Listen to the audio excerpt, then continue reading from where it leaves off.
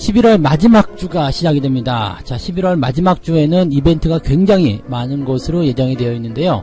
자, 어떤 이벤트들이 있는지 좀 알아볼 겁니다. 자, 일단 첫 번째 뉴욕 증시에서는요, 블랙 프라이데이가 시작이 됩니다. 그래서 소비와 관련된 그런 기대감들, 또 기업들의 실적이 좀 많이 잡힐 것이다 라는 예상들이 나오고 있죠. 보통은 이제 이 블랙 프라이데이 기간 동안에 소비에 대한 그런 진척도가 많이 진전이 되면서 기업들에게 또는 국가의 어떤 경쟁력에게 상당히 좀 기대감을 많이 줬었던 것 같습니다. 그래서 그러한 기대감이 있고요. 그렇지만 무역 협상에 대한 불확실성이 계속되고 있기 때문에 여기에 대한 불안정한 모습은 여전히 진행되고 있다, 이렇게 보실 수가 있겠죠. 자, 그에 따라서 이번 주의 수급도 역시 좀 먹구름이 있을 것이다 라고 예상되고 있습니다. 국내 수급 이야기인데요. 홍콩발 위기, 그리고 MSCI 리밸런싱, 이 MSCI 리밸런싱 같은 경우는 27일날 진행이 됐죠. 그래서 이번 주 중반 정도까지는, 초중반까지는 뭐 수급에 어떤 불안정이 나올 수 있다라는 얘기가 나올 수 있겠습니다. 그래서 그 정도 이야기 다시 한번 전달해 드리도록 하겠습니다. 5G 이야기, 뭐 굉장히 오래전부터 나왔었던 이야기 드리긴 한데, 최근에 주가가 굉장히 많이 하락을 했었죠. 근데 증권사는 여전히 매수 의견을 내고 있다라고 합니다. 그리고 목표 주가도 오히려 상향 조정을 하는 등 최근에 5G 관련한 종목군들에게 관심을 많이 높이고 있는 증권사, 도대체 왜 그러는 것인지, 정말 그래도 되는 것인지 알아보도록 하겠습니다. 네, 반갑습니다. 오늘은 11월 25일 월요일입니다. 네, 마지막 주간에서는 보통 윈도우 드레싱 같은 것들 좀 나타나면서 전체적으로 분위기를 좀 많이 잡아가는 모양새가 있는데, 오늘은 좀 어떤 식으로 시작하려는지 상당히 궁금하죠. 일단은 뭐 불확실성이라든지 이런 것들은 좀 많이 거쳐져 있는 상태이긴 합니다.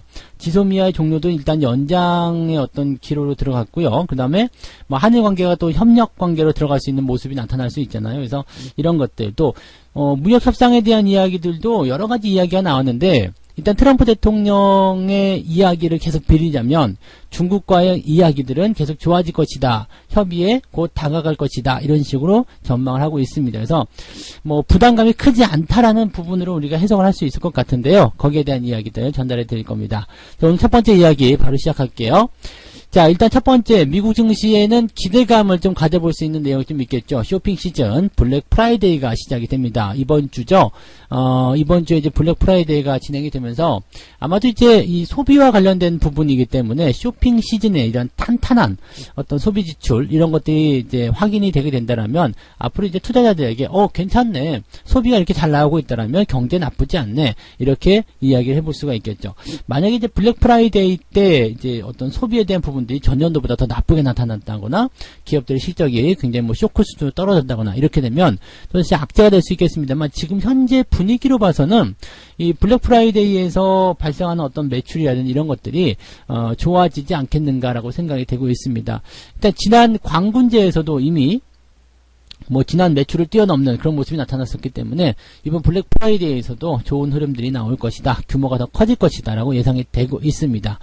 자, 그렇다면 뭐 시장에 대한 어떤 뭐 걱정거리, 뭐 두려움, 이런 것들이 있었을 수 있겠습니다만, 이렇게 소비가 잘 되고 있다, 긍정적이다, 이렇게 얘기가 나온다면 투자자들 입장에서는 소비 나쁘지 않은데, 경제 나쁘지 않은데, 뭐 먹고 살만 하니까 또 물건도 사는 거 아니겠어, 이런 식으로 해석이 될 수가 있겠죠. 그러니까 뭐 이거는 대체적으로 투자자들에게 좀 안도감을 제공해 줄 수 있는 내용이 될 수 있겠고요.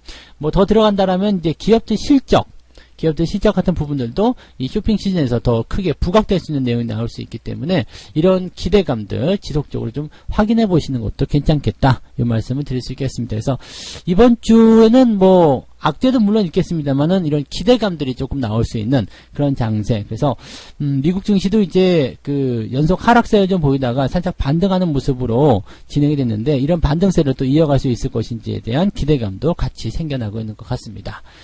근데 무엇보다도 이제 가장 큰 키라고 볼 수 있는 이제 중요한 포인트는 역시 무역 협상에 대한 내용이 아닐까 생각이 됩니다. 현재로서는 이제 그 관세에 대한 부분이 서로 이견이 있다라고 이야기를 많이 알고 있지만, 이 홍콩 쪽에서의 어떤 시위가 격화됨에 따른, 또 미국 의회가 통과시킨 홍콩의 인권, 민주주의 법안, 이 인권법에 대한 이 트럼프 대통령의 서명도 사실은 어떻게 될 것인가에 대한 이야기가 굉장히 많습니다. 사실 트럼프 대통령 같은 경우는요, 지난주에 뭐라고 얘기했냐면, 나는 자유를 지지한다라고 얘기했습니다. 그것은 홍콩의 어떤 인권이라든지 민주주의 이 법안에 대한 내용을 지지한다는 얘기가 되는 거죠. 근데 그 뒤에 뭐라고 했냐면 하지만 우리는 또한 역사상 가장 큰 무역 협상을 진행하고 있는 중이다라고 얘기를 했습니다. 그러니까 트럼프의 입장에서는 홍콩의 어떤 자유나 민주주의도 굉장히 중요하지만 지금 우리가 맞닥뜨리고 있는 현재 위치에 처해 있는 이 그 무역 협상에 대한 그런 협의를 이끌어내는 것도 굉장히 중요하다라고 이야기하는 거죠. 뭐 미국 쪽을 대변하는 입장이다라고 볼 수 있기 때문에 미국이 일단 잘 사는 게 중요하지 홍콩의 인권, 자유 이런 것들까지 우리가 생각할 필요가 없다. 뭐 이런 식으로 생각해 볼 수도 있을 것 같긴 합니다. 그래서 뭐 현재 이런 쪽으로 간다라면 협상을 위해서 인권법에 대한 서명을 거부할 수도 있을 것이다. 이렇게 나올 수도 있을 것 같고요. 그래서 일단은 트럼프 대통령이 인권법에 대해서 서명을 할 것이냐 안 할 것이냐 이 두 가지 부분이 일단 증시의 방향을 좀 결정하는 하나의 요소가 되지 않겠는가라고 생각이 됩니다.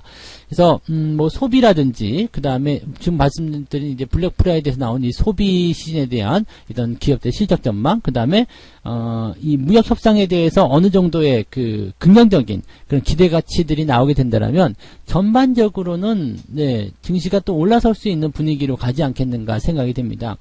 현재로서는 약간의 이제 고점대 주가가 좀 그 신고가 경신하고 좀 피로감을 느끼는 그런 모양새도 좀 나오고 있습니다만 뭐 우리가 그동안 증시가 올라가는 부분들에 대해서 생각했었던 것을 잘 생각해 보시면 기대감을 가지고 막 올라가던 작년 2018년도의 어떤 흐름하고는 조금 다르죠. 미국 증시는 그냥 막 신경 쓸 거 없이 막 올라가면 뭐 그냥 혼자 스스로 막 독주하고 급등세를 계속해서 보였던 그런 시절과는 좀 다른 분위기가 나오고 있어요. 그래서 상승의 어떤 추세가 이어지고 있지만 과하지 않게 나가고 있기 때문에 들락날락하는 모습이 나오고 있잖아요. 그래서 과하지 않다라는 부분들이 그나마 좀 긍정적으로 우리가 해석해 볼 수 있는 내용이 아니겠나라고 생각합니다. 그래서 미국 증시는 당장은 뭐 큰 걱정은 하지 않으셔도 되지 않을까라고 생각됩니다. 자, 그 다음에 이번 주에는요, 뭐 실질적으로 이제 증시에 대한 부분들이 좀 미국장이 쉬는 날이 좀 있어요. 28일 이 목요일장에서는 휴장이죠. 추수감사절이기 때문에 휴장이 들어가게 되고요. 29일에는 오후 1시에 조기 폐장이 됩니다. 그러니까 실질적으로는 27일 수요일 정도까지 한 3일 정도만 핵심적으로 몰려있다라고 보시면 될 것 같고요. 뭐 25일에는 뭐 파월 의장의 연설이 있고, 그 다음에 26일에는 뭐 신규 주택 가격, 주택 지표에 대한 부분들, 뭐 제조업 지표 이런 것들 나오고, 27일이 좀 중요하네요. 3분기 국내 총생산 GDP의 수정치가 발표가 되겠고요. 개인 소비 지출이라든지 개인 소득, 내구재 수주, 잠정적인 주택 판매 지표 이런 것들이 나오게 됩니다. 그리고 베이직국 까지 발표가 된다고 하니까 아마도 27일 날이 가장 분수령이 되지 않을까 생각되고요. 이때 좋게 잘 나오게 되면 연휴 때까지 이런 분위기를 몰고 가서 뭐 신흥시장 또 우리나라 시장 전체적으로 긍정적인 영향들을 계속해서 미칠 수 있을 것 같습니다. 현재로서는 이제 발표 예정에 있는 지표들이 그렇게 나쁘지 않다라고 전망이 되고 있기 때문에 주 초반에는 변동성을 좀 만들 수 있겠습니다만 주 후반으로 가면서 안정된 모습을 보실 수 있겠다. 이렇게 말씀을 드릴 수가 있겠네요. 자, 두 번째 이야기 전달해 드리면요. 홍콩발 위기와 MSCI 리밸런싱. 요것도 이제 아까 처음에 말씀드린 내용에서 이제 연결되어 가는 내용이다 보시면 될 것 같은데요. 이 리밸런싱 같은 경우도 27일 날이죠. 27일이기 때문에 주 초반에 국내 증시도 여기에 맞는 어떤 변동성을 좀 보이지 않을까 생각되고 27일 지나가는 시점부터는 이제 전체적으로 이제 그 주 후반으로 가면서 강세 흐름으로 다시 전환되는 모양새가 나오지 않을까 생각이 됩니다. 다만 이제 주 초반부터 열심히 달리게 된다라면 모양이 또 조금 다른 식으로 해석될 수 있겠습니다만 현재 시점에서는 일단 수급에 대한 측면들이 외국인 매도가 계속 연속적으로 나오고 있다는 것이 좀 부담스럽다라고 생각해 볼 수 있는 내용에서 쉽게 예단하기 좀 어려운 부분 같습니다. 자, 지금 현재 아까 전에 말씀드렸던 이제 홍콩의 인권법에 대해서 과연 설명할 수 있을 것인가 이 부분 아까 설명을 충분히 드렸기 때문에 추가적인 설명 안 드리겠습니다만 일단 이 내용들이 계속해서 불안정을 만들게 된다면 이 신흥시장 쪽으로 투자를 하고자 하는 사람들 입장에서는 위험자산에 대한 어떤 선호 현상보다도 안전자산을 선호하는 현상이 두드러지기 때문에 국내 시장에서도 수급적인 측면은 썩 좋지 못할 수 있다. 이 정도로 생각하시면 될 것 같아요. 자, 그 다음에 두 번째 번째로 볼 것이 이제 MSCI 리밸런싱이거든요. 근데 뭐 리밸런싱에 대해서 이제 말들이 굉장히 많았고 분석이 굉장히 많았는데 실질적으로 이제 그 가장 우세한 전망을 좀 보게 되면 그렇게까지 특별한 변수는 없을 것이다. 이 정도로 좀 보셔도 좋을 것 같아요. 왜냐면 이제 MSCI 리밸런싱이 이미 5월달 그리고 8월달에 한 차례씩 진행이 됐단 말이에요. 그러니까 이번에 그 세 번째 이번에서는 그렇게 이제 큰 물량이 나오지 않을 것이다. 이런 예상들이 일단 나오고 있고요. 그 다음에 이제 그 반도체 업황 같은 경우도 이제 돌아서고 있는 모습이란 말이에요. 그리고 IT 전체적으로 좀 성수기에 진입하는 그런 형태의 모습이기 때문에 외국인들 입장에서는 지금까지 계속 매도를 해왔지만 이제부터는 매수세로 전환될 가능성도 굉장히 높다라고 얘기가 나올 수 있는 거겠죠. 그러니까 이런 얘기들은 이제 긍정적으로 좀 받아들일 수 있는 모습이 되겠습니다. 뭐 항상 문제는 국내에 있는 것이 아니라 외국에 있는 것 같습니다. 그래서 중국과 이런 그 미국과의 어떤 무역 분쟁에서의 불확실성 이런 것들이 계속 지수의 발목을 잡고 있는 것이 아니겠는가 이 생각을 좀 해보시면 좋을 것 같고요. 지금 증권사 분석을 좀 따라가다 보니까 이번에 그 MSCI 리밸런싱 시점에서는 생각했던 것보다 국내 증시의 비중이 그렇게 많이 떨어지지 않을 것이다 라는 얘기, 그 축소 비율이 굉장히 작다라고 얘기를 하고 있습니다. 그래서 많아봤자 한 5천억 원 정도 나오지 않을까 생각이 됩니다. 그러니까 지금 만약에 이 증권사의 분석대로 간다라면 기존에 예상했었던 그 2조 원대의 어떤 매도 물량보다도 훨씬 적은 그런 물량이 나올 것이라고 생각되고 있고요. 만약에 이제 5천억 원 정도 전후에 어떤 매도 물량이라면 시장이 충분히 커버할 수 있는 그런 상황이 될 것이다 라고 볼 수 있을 것 같습니다. 일단 증권사 전체적으로 이번 리밸런싱에 대한 어떤 부담감들은 커지지 않을 것이다 라고 되어 있기 때문에 수급적인 측면에서는 뭐 어쨌건 매도가 나올 수밖에 없는 상황이겠습니다만 현재 지금 앞서서 말씀드린 어떤 불확실성이라든지 또는 어떤 그 경제지표에 대한 기대감들 이런 것들 불확실성이 해소되고 경제지표가 좋아지는 그런 순서로 가게 된다면 뭐 리밸런싱에 대한 매도가 좀 나오더라도 큰 걱정 없이 마무리를 잘 시켜보지 않겠는가라고 생각이 됩니다. 그리고 뭐 이번 주 후반부터는 이런 리밸런싱에 대한 이슈가 사라져버리기 때문에 이제 뭐 여기에 대한 큰 부담감 없이 적당하게 수급이 정상화되는 그런 모습들. 그러면 뭐 월 말 시즌에서 주 후반부 정도에 조금 강세로 돌아서는 모습도 기대해 볼 수 있겠고 이런 것들은 12월 달로 연결되면서 산타랠리까지 같이 끌고 들어가는 모습이 나올 수 있겠다. 이런 정도로 보시면 좋을 것 같습니다. 그 외에는 뭐 특별한 변수가 지금 없는 상태이기 때문에 현재 시장의 추세를 그대로 한번 잘 받아들이고 대응해 보실 것을 권장해 드릴 수가 있겠네요. 참고하시면 좋겠습니다. 자, 그리고 마지막 이야기 전달해 드립니다. 이 이야기 많이들 하셨을 것 같은데 5G 대장주 5G 뭐 그중에서 이제 KMW 같은 경우들 많이 보셨던 분들 굉장히 많으실 텐데 일단 5G 대장적으로 불리던 종목군들이 2달 만에 주가가 반토막이 났습니다. 그러니까 꼭대기에 사신 분들은 마이너스 50% 이상의 손실을 보고 있다라는 이야기 되는데 그럼에도 불구하고 증권사는 여전히 전망이 좋고 매수해라 라고 이야기를 하고 있습니다. 그래서 목표 주가까지 올려잡고 있는데 도대체 이게 무슨 일인지 한번 보도록 하죠. 자, 5G 대장주로 꼽히면서 한때 코스닥 시가총액 3위까지 올라서던 KMW가 2달여 만에 주가가 반토막이 났다. 이유가 뭐냐면 3분기 실적이 시장 전망에 미치지 못했고 4분기 전망마저도 좋지 않다라는 관측 때문이다. 자, 5G 장비, 통신 장비 이런 쪽에 대해서는 제가 그동안 계속해서 많이 말씀을 드렸을 겁니다.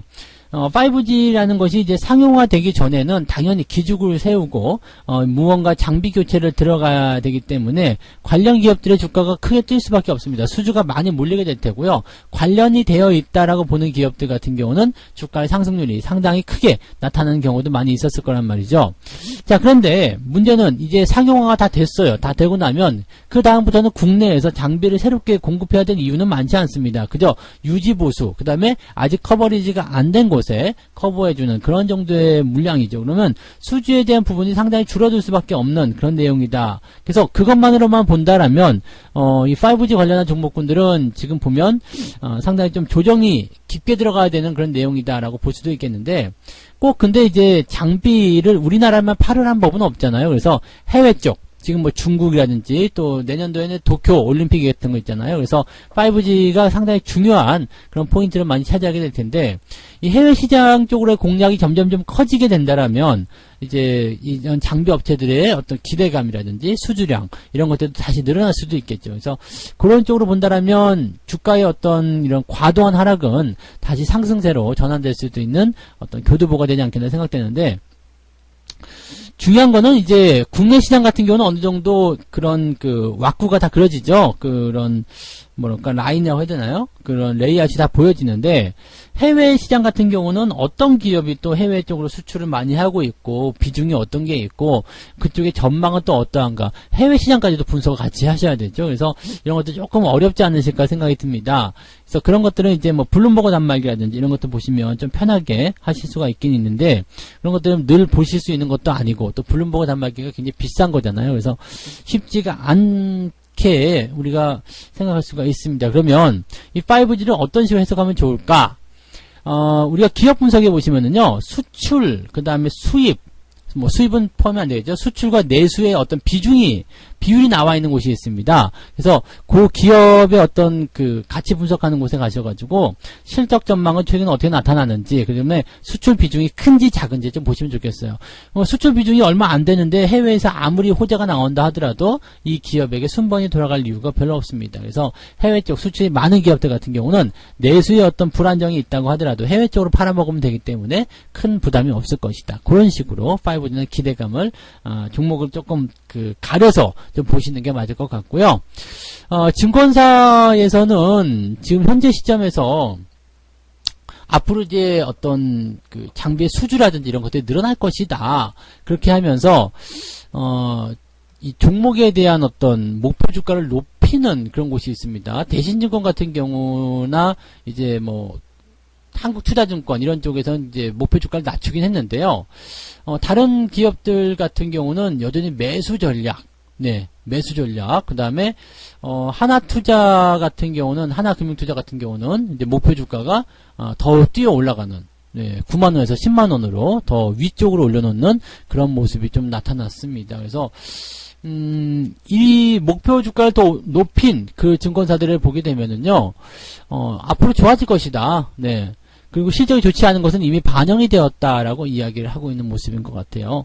근데 일단 목표 주가를 높여서 매수 의견을 낸다. 이것은 그래도 증권사가 뭔가 이제 자기 주장이 있다고 볼 수 있겠는데, 다른 증권사들 같은 경우는 목표 주가는 낮추면서 여전히 매수 의견을 내고 있습니다. 이것은 굉장히 좀 말이 안 되는 얘기죠. 목표 주가가 낮아졌으면 당연히 매수를 하면 안 되는 거잖아요. 근데 이미 현재 가격 대비해서 목표 주가를 낮췄음에도 불구하고 매력적이다 해서 매수 의견을 낸다. 이것은 사실은 그냥 뭐 투자자분들이 어떻게 받아들이시냐에 대한 문제겠습니다만, 이런 것들은 그냥 받아들이시면 안 되겠죠. 어쨌든 매수만 해라 이런 식으로 나오는 거는 결코 신뢰성이 용납하지 않는다라고 보시면 좋을 것 같습니다.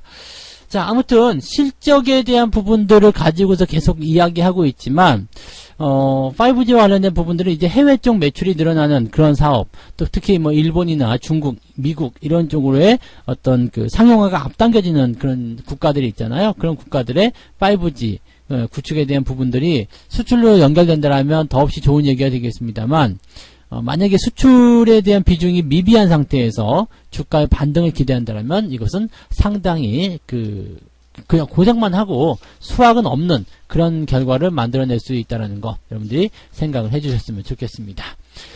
자, 그래서 오늘은 이렇게 세 가지 이야기를 다 한꺼번에 묶어서 얘기해드린 것 같은 기분이 좀 들어요. 이야기를 들어봤는데, 첫 번째 이야기는 뉴욕 증시가 이번 주 블랙 프라이데이 기대감을 통해서 소비 진지학이라든지 이런 지표의 상승을 통한 그런 주가 상승이 나타날 수 있겠다. 이런 긍정적 기대감이 일단 나와 있는 게 있고요.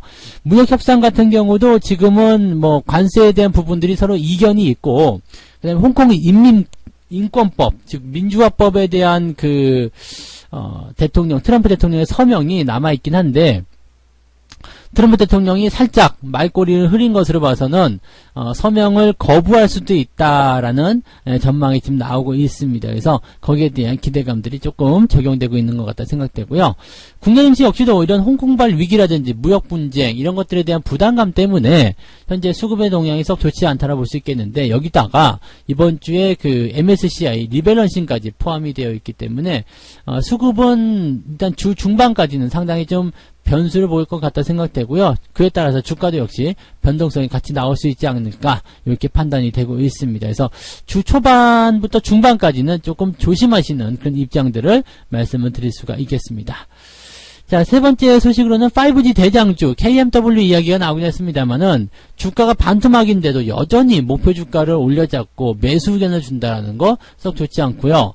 그 다음에 목표 주가를 낮췄음에도 불구하고 매수 의견을 내고 있다는 건 더 나쁜 것 같아요. 그래서 증권사에서는 왜 자꾸 매수 사인을 내려고 하는지 모르겠습니다만, 앞서서 말씀드린 것처럼 5G 장비 쪽에서는 이미 수요에 대한 부분들이 꽉 들어찼고, 또 유지보수가 있다고 하더라도 그렇게 많은 비중을 차지하지 못할 것이다 이렇게 전망이 되고 있죠. 그래서 앞으로 이제 이런 그 5G 장비와 관련되어 있는 수출과 관련된 부분을 보시려면 기업 분석 코너에서 수출, 내수 이 비중을 한 번씩은 확인해 보시고 대응해 보시면 좋겠다 이 말씀을 드릴 수가 있겠습니다. 그래서 이런 것들은 같이 참고를 좀 해보시면 도움이 되시겠네요.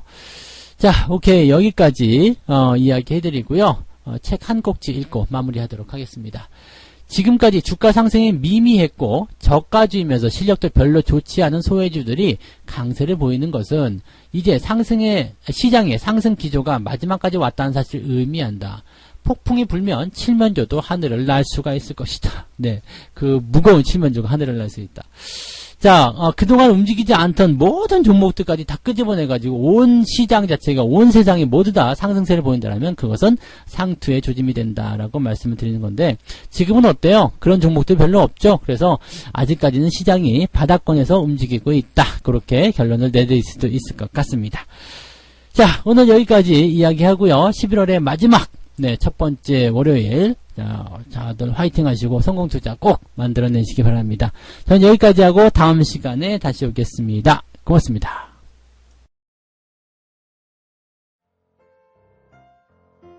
본 방송에서 제공되는 모든 정보는 투자 판단의 참고 자료이며 투자의 최종 책임은 본 방송을 이용하는 본인에게 있습니다.